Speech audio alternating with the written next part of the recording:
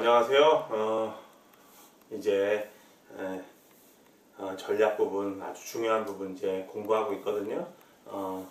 그래서 우리가 이제 강의 후반에 이제 전략에 대한 내용들을 다루지만 상당히 중요한 장이고, 제가 볼 때는 우리 경영학 어떤 개론 혹은 뭐 경영학 원론, 뭐 경영학의 이해, 이런 기본 과목을 공부할 때 가장 중요한 장이 아닐까라고 생각해요. 그래서 열심히 공부하시기 바랍니다. 자, 우리 이제 지금까지 전략에 대해서 배운 내용들을 한번 크게 정리를 한번 해볼게요. 전략 구현의 로드맵을 통해서 정리를 해보신 다음에 이제 내용을 계속 이어서 설명드리는 것이 여러분들한테 더 도움이 될 것 같아요. 내용이 이제 크게 흐름을 우리가 이해하는 것도 상당히 중요하고요. 그리고 그 흐름 속에서 중요한 어떤 세부사항까지도 여러분들이 잘 정리를 하시기 바랍니다. 그 주된 흐름이라는 게 다른 게 아니고요. 우리 그 7장 우리 핸드아웃 5페이지에 보면은 이제 전략 프레임이라고 해서 스트래티직 프레임이라고 해서 전략 틀이라는 말을 썼잖아요. 그죠? 전략 틀을 우리가 짤 때는 중요한 게 조직의 미션과 비전이다. 조직의 바람직한 미래 모습과 그 다음에 존재 근거, 그죠? 이 두 가지가 상당히 중요하죠. 각각 비전과 미션에 대한 말씀드렸고요. 뭐 이것을 통해서 우리가 전략 목표를 도출할 수 있었어요. 전략 목표라고 하는 거는 우리가 중점 추진 과제 라는 말을 썼죠. 전략 목표, 스트래티직 골 그러면 너무 좀 딱딱해 보일 수 있으니까 우리 조직에서 중점적으로 추진할 과제가 뭐냐, 꼭지점을 얘기하는 거죠. 그런 것들이 보통 이제 조직에서는 한 뭐 대여섯 개 정도, 그죠? 라고 생각이 돼요. 보통 이런 어떤 전략 목표들은 뭐 1년 내에 수정될 수도 있고요. 1년 동안 이제 추구해서 이루어진 경우, 뭐 길게 가는 경우에는 중기로 한 5년까지도 가는 경우가 있어요. 자, 그 다음에 중점 추진 과제를 이루기 위해서 뭐가 필요했다? 핵심 성공 요인, critical success factor. 그래서 핵심 성공 요인이라고 말을 하고요. 여기다가는 이제 세부 실행 방안이라는 말을 한번 써보자. 이렇게 이야기할 수 있어요. 전략 목표를 이루기 위한 핵심 성공 요인은 무엇인가? 좀 말을 풀어서 이야기하면 중점 추진 과제를 달성하기 위해서 구체적으로 실행해야 될 방안들은 뭐냐? 이렇게 정리하시면 될 것 같아요. 그게 이 전략의 틀이죠. 그죠? 자, 그 다음에 또 한 가지 이제 우리 앞으로 이제 8장에서 이제 설명을 드리겠지만, 이런 전략 틀을 짤 때는 반드시 무슨 분석을 한다? 그죠? 외부 분석.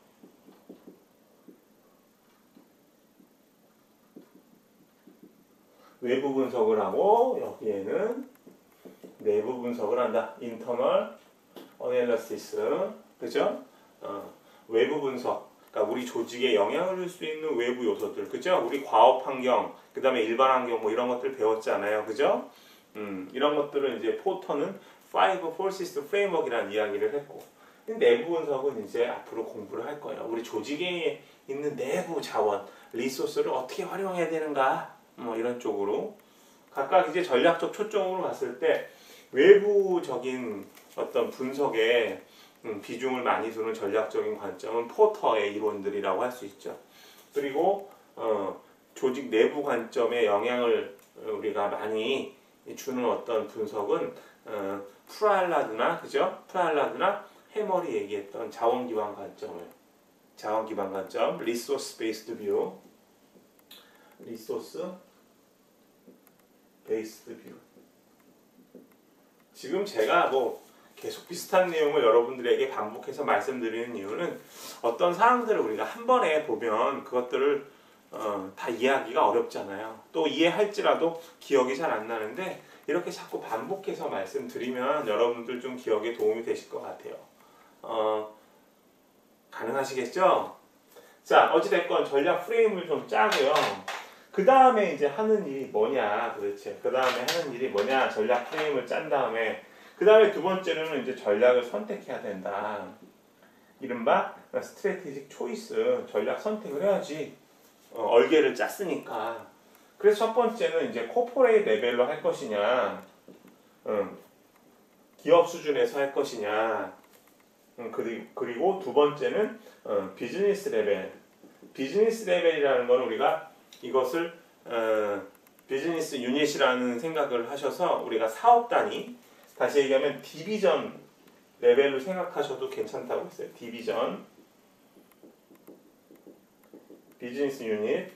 그래서 근본적인 어떤 전략 선택에 있어서 기업 수준의 전략으로 갈 것이냐, 그죠? 그다음에 비즈니스 레벨로 갈 것이냐, 이것을 생각해 봐야 된다. 그래서 기업 수준의 전략으로 간다고 했을 때는 도대체 우리가 어떤 산업에 또는 어떤 시장에 진입하고 퇴가할 것인가, 그죠? 거기에 대한 물음이 될 것이고, 그 다음에 비즈니스 레벨이라고 할 때는 도대체 어떻게 경쟁할 것인가, 그 사업부에서 고객들에게 제공하는 제품이나 서비스를 가지고 어떻게, 하우의 방점이 있어요. 하우의 방점이 있어요. 어떻게 경쟁할 것인가. 그리고 좀 칸이 적은데, 그 다음에 이제 세 번째 단계로는 여기 다 써볼게요. 세 번째 단계에서는 뭘 하냐, 이제 전략을 갖다가 선택을 하고, 당연히 이제 기업 수준의 전략, 사업부 수준의 전략을 우리가 실행하겠죠. 그렇게 되면 어떻게 돼요? 실제로 어떤 결과가 나왔는지 성과를 측정해야 된다. 이른바 퍼포먼스 메저를 우리가 이야기한다. 그래서 여기서 이제 KPI를 우리가 컨퍼밍, 확인한다라고 돼 있죠. KPI는 여러 개니까 S를 붙이는 게 좋겠어요. 자, 이게 우리가 지금까지 배운 내용이에요. 여러분들 그냥 내용을 기계적으로만 암기하시려고 하시지 말고 잘 한번 생각해 보세요. 자, 그러면 전략 틀을 짜고요. 그 다음에 선택을 해요. 기업 수준, 그 다음에 사업부 수준. 그리고 이제 어떤 전략이 실행됐으면 KPI로 확인한다. 근데 지금 성과 측정을 왜 해요? 성과 측정을. 지금 이제 전략을 선택해가지고 실행하는 과정에서, 그죠? 실행은 제가 쓰진 않았지만, 임플리멘테이션을 쓰지 않았지만, 전략을 실행을 한 다음에는 어떻게 돼요? 그 성과가 나왔다는 거는 그 전략이 상당히 성공적이었다라고 우리가 이야기할 수 있죠. 다시요. 전략을 선택했어요. 예를 들면 우리 비즈니스 레벨에서 저원가 전략을 취했어. 비용을 줄여가지고 제품이나 서비스의 원가를 낮춰서요, 고객들에게 저렴한 어떤 가격으로 제품을 제시했어. 그게 이제 그 전략을 취하는 거잖아요. 그랬을 때 그게 성공했는지 실패했는지 알아보려면 우리가 성과를 측정해 보면 되는 거죠. 성과를 측정해 보면 되는 거죠. 자, 그래서 KPI를 확인하는 것이 상당히 중요해요. KPI를. 자, 요것도 꼭 기억하시고요. 자, 그러면 KPI 이야기 나왔으니까 우리 KPI에 대해서 조금 한번 정리를 좀 해보죠. 자, KPI 정리를 좀 해보면,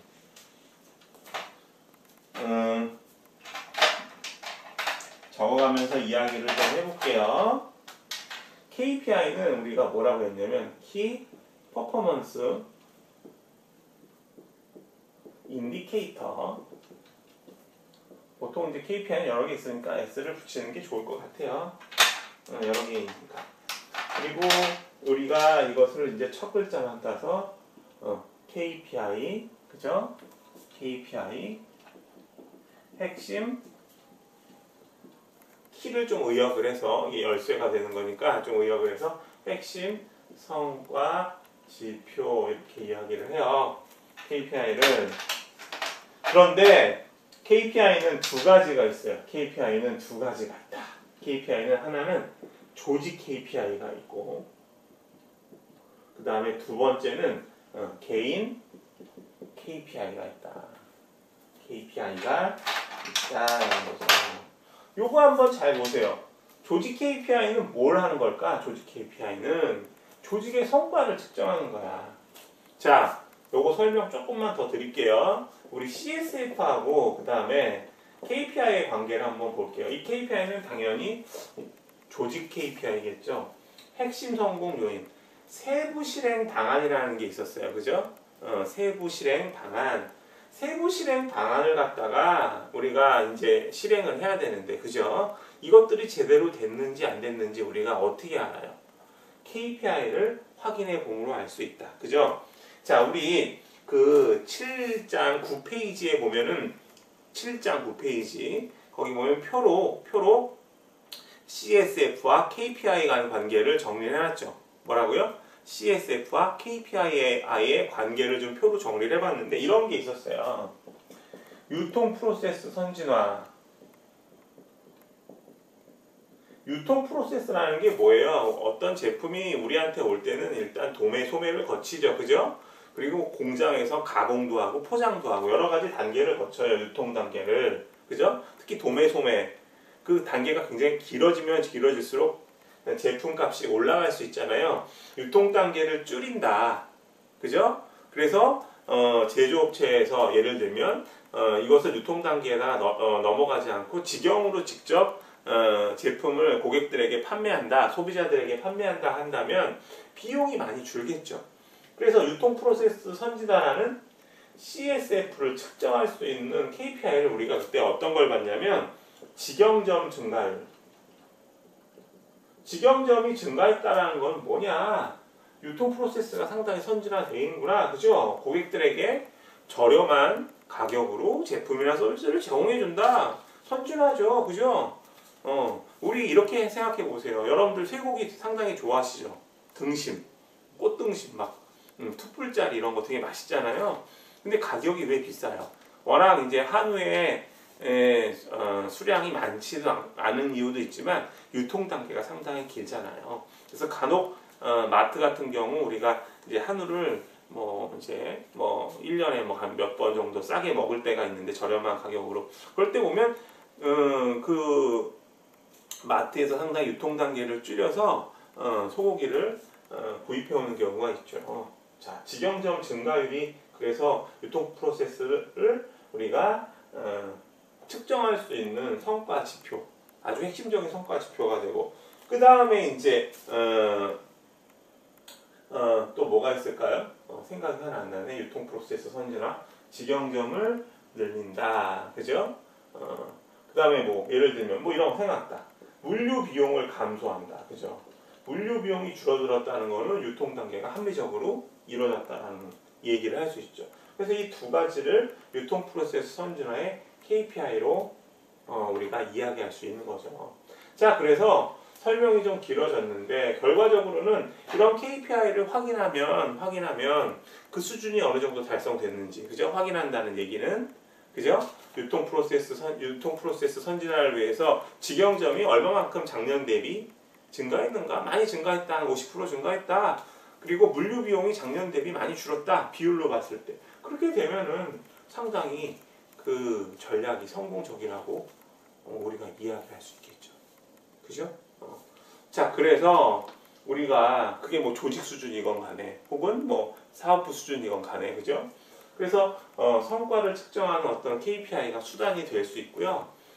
두 번째는 이제 개인 KPI인데 요거는 개인의 성과라고 이야기도 할 수 있지만 더 정확하게 이야기하면 업적이라고 얘기할 수 있어요.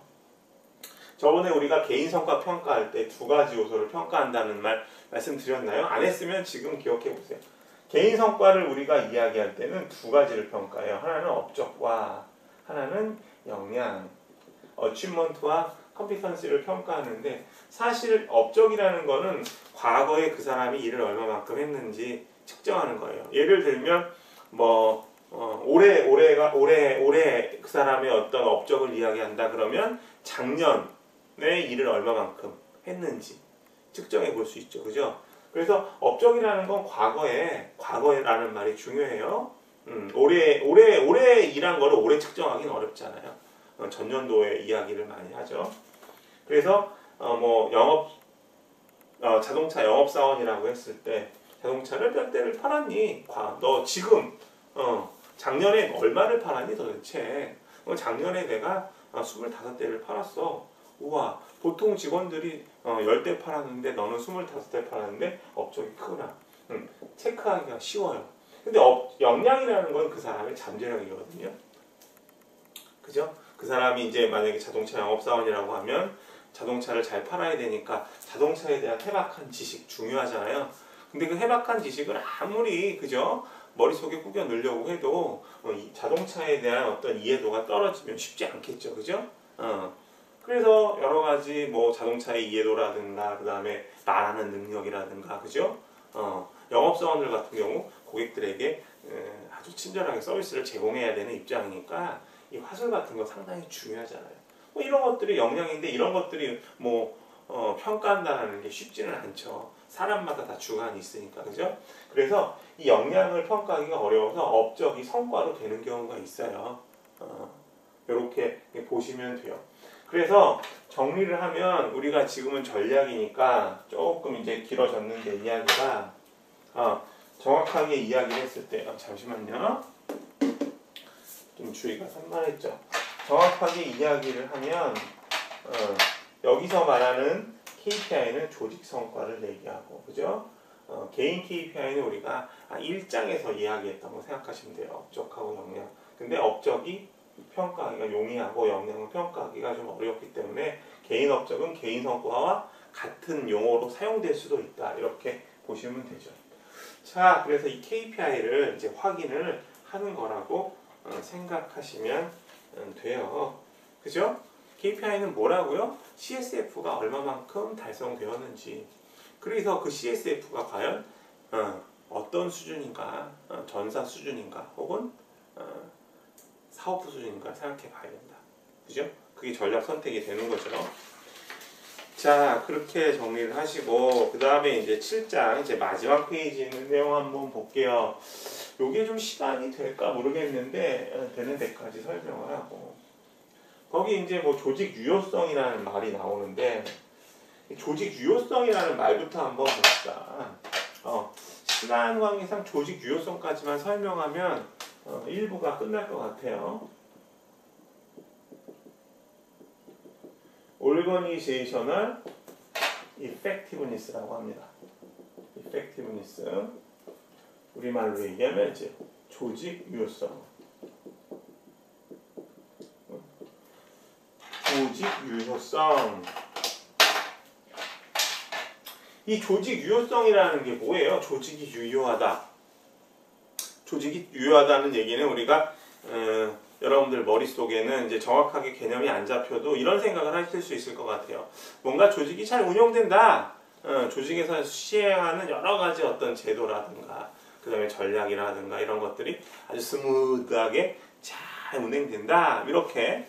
근데 이제 이게 너무 추상적이니까 조직 유효성에 대한 여러 가지 이제 개념들을 설명을 해요. 자, 그 사람이 누구냐면 카메론이라는 사람이 있어요. 카메론. 되게 유명한 학자거든요. 경영 쪽에서. 이름은 모르셔도 되거든요. 그러면서 별표를 치고 있네요. 카메론이라는 학자가 이제 카메론은 이제 경쟁 가치 모형이라고 해서 컴피팅 밸류 모델이라고 해서 이제 조직 문화의 어떤 4가지 유형을 제시한 사람이거든요. 나중에 이제 우리 조직 행동 공부하실 때 등장할 거예요. 어쨌든 굉장히 이제 우리 경영학 쪽에서 특히 이제 조직 인사 쪽에서 족적을 남기신 분이니까 이제 이름 한번 알아보시는 게 좋을 것 같고요. 뭐 모르셔도 되고요. 어쨌든 중요한 건 조직 유효성을 카메론은 4가지 정도로 우리가 살펴봤어요. 어떤 거냐면 첫 번째는 이제 조금 더 왼쪽에다 쓸까요?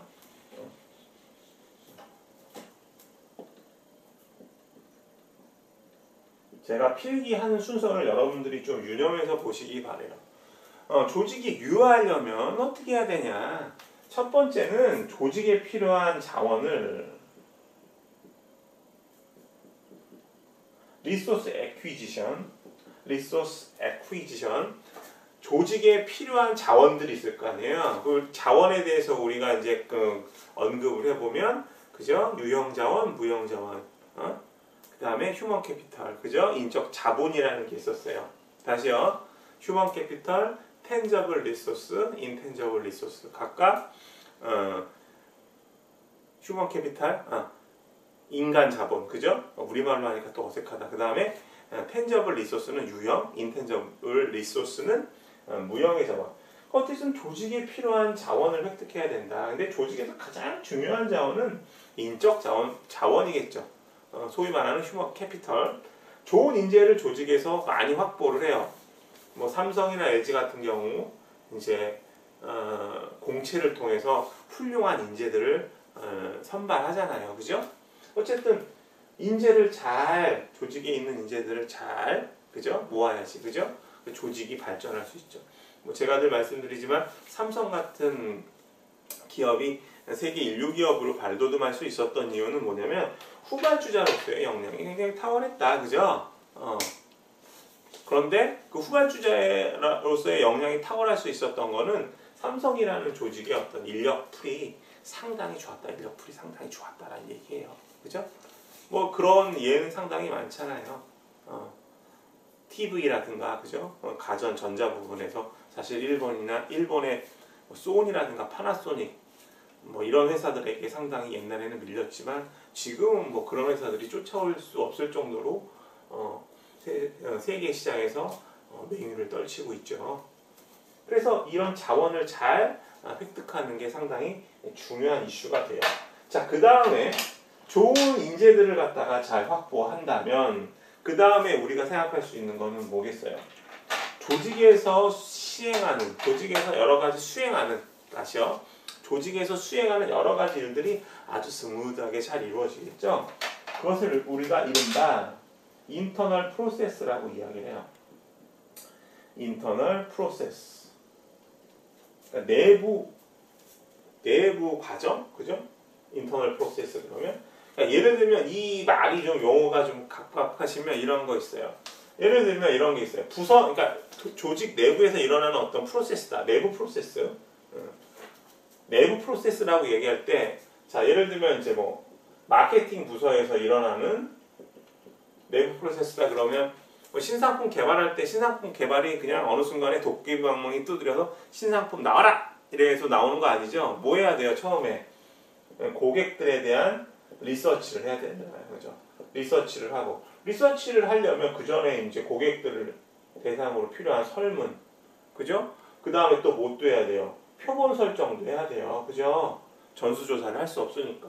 그 다음에 리서치를 통해서 어떤 의견이 나오면, 그죠? 거기에 따라서 반영해서 어떤 제품이나 서비스를 제공하잖아요. 일련의 프로세스 존재해요, 안 존재해요? 뭐 이런 게 이제 내부 프로세스라고 할 수 있죠. 그리고 뭐 부서 간 어떤 업무 흐름도 있어요. 마케팅 비용을 많이 좀 쓰려고 하면 재무부서에 물어봐야 되잖아요. 그죠? 그죠? 마케팅 쪽에서는 광고나 홍보 비용을 쓸 때 자기 맘대로 쓸 수 없으니까. 사람 뽑을 때도 마찬가지예요. 인사부 쪽에 좀 요청을 해서 사람을 뽑을 수 있는지 없는지 이야기를 해봐야 될 거 아니에요. 그래서 조직 내에서는 얽히고 설킨 여러 가지 프로세스가 있다. 그러나 각 프로세스에서 일을 하는 사람들이 좋은 사람들을 뽑는다면, 훌륭한 인재를 뽑는다면 내부 프로세스는 향상이 될 수 있겠죠. 그렇죠? 그런 다음에 어떤 일이 벌어질까요? 내부 프로세스가 향상되면 흐름대로 이해하시면 될 것 같아요. 내부 프로세스가 잘 이루어지면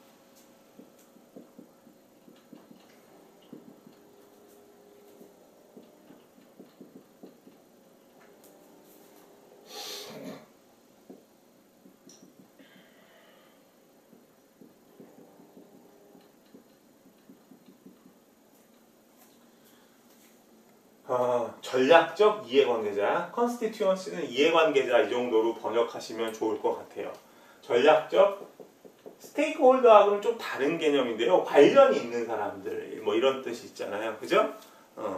투표소에서 투표하는 사람들 뭐 이런 뜻도 있고, 그죠? 어떤 선거구 관련돼서 투표하는 사람들, 선거구를 이야기하는 경우도 있고.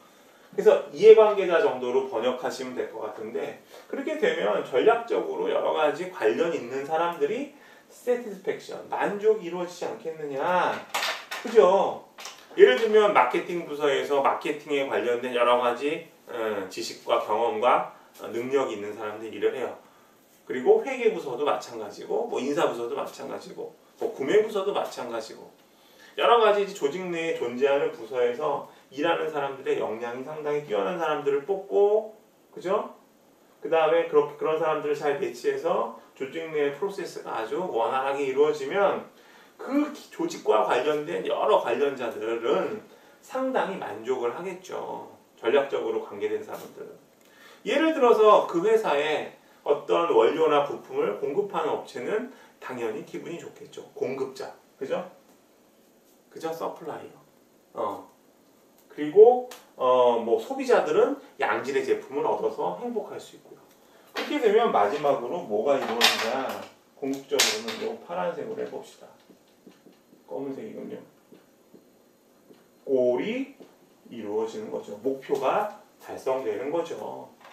예를 들면 뭐 매출액 5천만 원, 5억, 50억, 5천억 이게 달성되는 거고 조직이 추구했던 여러 가지 목표들이 달성되는 거죠. 그래서 정리하면 카메론이라는 사람은 조직 유효성을 이 네 가지 측면으로 봤다.